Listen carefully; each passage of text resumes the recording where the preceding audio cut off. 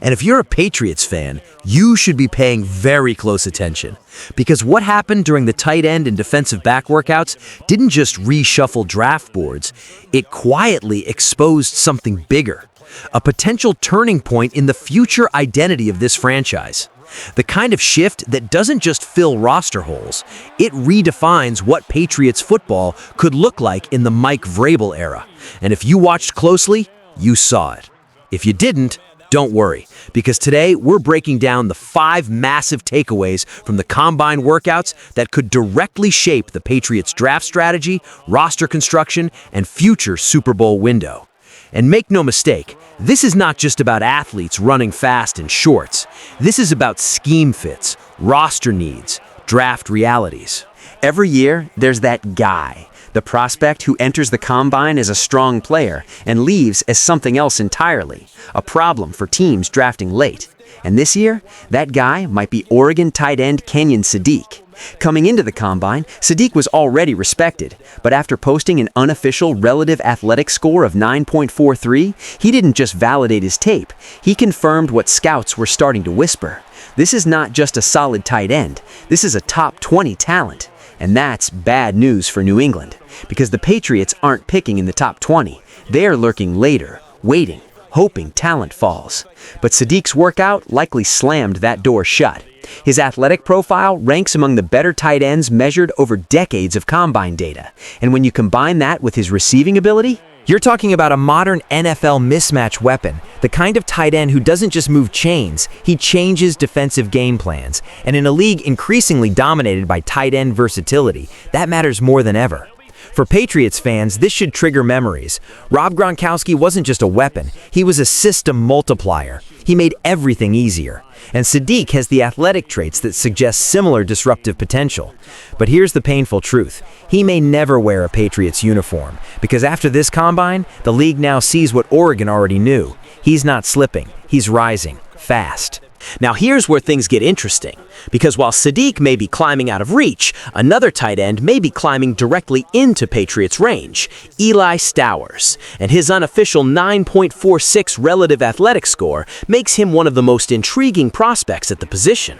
But what makes Stowers fascinating isn't just his testing, it's his profile. He's not the flashy headline name.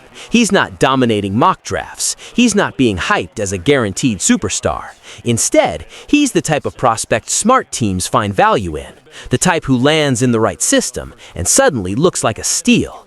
His physical metrics suggest legitimate upside, his movement skills hint at versatility, and his profile fits something the Patriots may desperately need. A tight end who can develop into a dynamic chess piece rather than just a traditional inline blocker. Because here's the reality. The modern Patriots offense cannot afford to remain predictable. They need flexibility, motion, matchup creation. Stowers has the physical tools to become that, and unlike Sadiq, he might actually be available when New England is on the clock, which makes him dangerous. Not just for opponents, but for draft strategy debates inside the Patriots war room. Let's talk about the player who may have just destroyed one of New England's biggest draft hopes, Dylan Thieneman.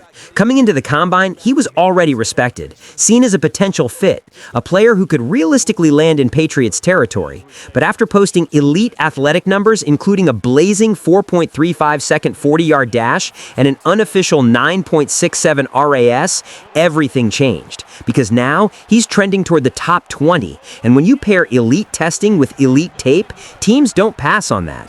Thieneman isn't just fast, he's explosive, instinctive, versatile, and plays with the kind of relentless aggression that defensive coaches crave. He's the type of safety who doesn't just patrol deep zones, he attacks, supports the run, blitzes, creates chaos.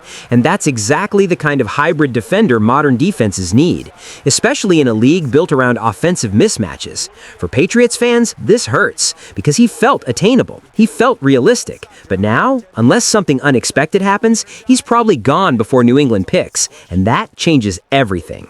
Takeaway number 4, Emmanuel McNeil Warren could be the wild card.